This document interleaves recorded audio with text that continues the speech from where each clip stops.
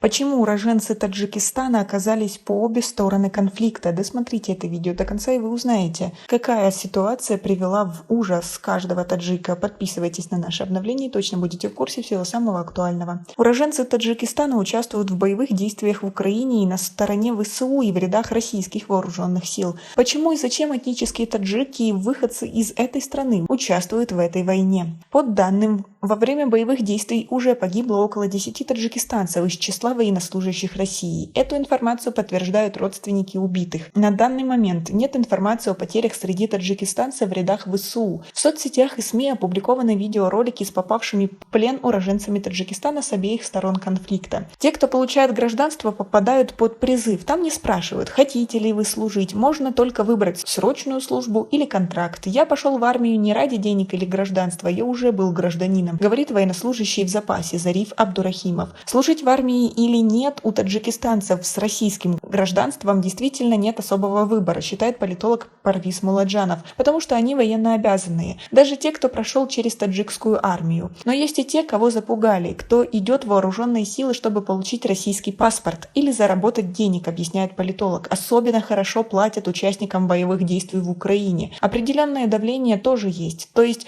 угрожают, что если вы не придете и не подпишете контракт, мы можем лишить вас гражданства. Такое тоже есть. Ты прошел через армию, ты получаешь целый ряд льгот, налоговых льгот, и уже как ветеран получаешь выплаты, ты уже как бы по-другому воспринимаешься в административных структурах и так далее. В вооруженных силах Украины тоже есть выходцы из Таджикистана, говорит Хайдаршо Зайдов. Он таджик с украинским паспортом. Как и в российской армии, эти люди военнообязанные. Но в основном украинские таджики идут на войну добровольно, утверждает Хайдаршо. Даже те, у кого нет гражданства Украины, но у них есть вид на жительство, воюют, потому что здесь у них есть семьи, жены и дети с украинским гражданством. Это их осознанное желание защитить свои семьи, свои дома, свою землю, так как война идет на всей территории Украины. Хайдаршо признается, что уроженцев Таджикистана в ВСУ в разы меньше, чем в российских вооруженных силах, но все пропорционально. В Украине и таджиков живет меньше.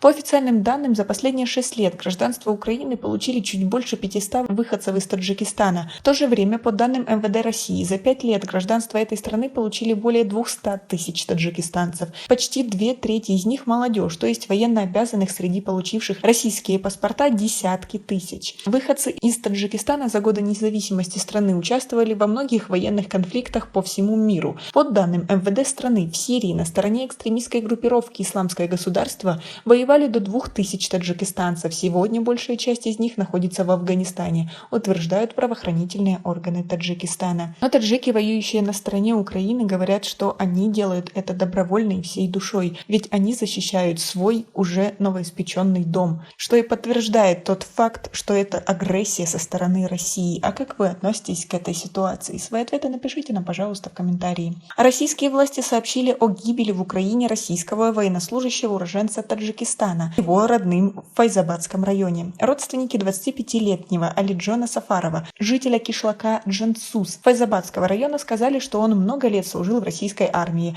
но о том, что он был мобилизован в Украину, они не знали. По информации, полученной родственниками от российских властей, Алиджон Сафаров был убит 8 мая. Неизвестно, в какой области Украины и при каких обстоятельствах он погиб. Родным также не сообщили, будет ли его тело доставлено в Таджикистан. Ранее 23 апреля в Барнауле состоялись похороны российского военнослужащего 24-летнего уроженца Таджикистана Абубакра Назимова. По словам родственников, он был убит 12 апреля в украинском городе Харьков. Абубакр 15 февраля был мобилизован российскими вооруженными силами на войну в Украине. Война России в Украине продолжается уже около 3 месяцев. Сколько уроженцев Таджикистана участвуют в боевых действиях на территории Украины, неизвестно. Как вы относитесь к такой ситуации, что из-за агрессии России гибнут наши с вами сограждане и дети нашей страны? Свои ответы напишите нам, пожалуйста, в комментарии. Как вы относитесь к этому конфликту? У нас пока на этом все. Оцените наше видео подпиской и лайком. До скорой встречи.